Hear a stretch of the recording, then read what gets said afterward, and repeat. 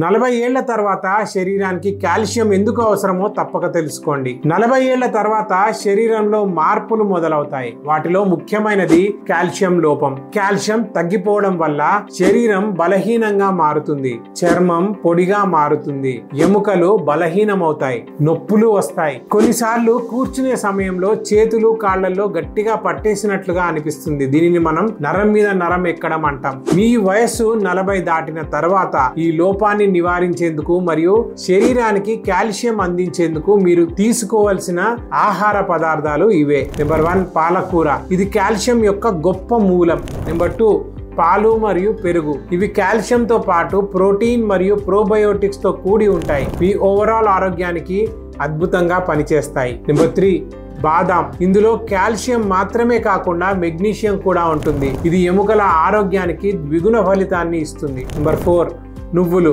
ఇది కూడా కాల్షియం యొక్క గొప్ప మూలం. కాబట్టి 40 ఏళ్ల తర్వాత ఈ పదార్థాలను మీ రోజువారీ ఆహారంలో కొద్దిగా అయినా తప్పకుండా చేర్చండి. 100% నమ్మకంగా చెప్పగలను, మీ శరీరంలో కాల్షియం లోపం ఎప్పటికీ ఉండదు. మరిన్ని ఆరోగ్య చిట్కాల కోసం వర్ధన్ ఆయుర్వేదాను ఫాలో అవ్వండి.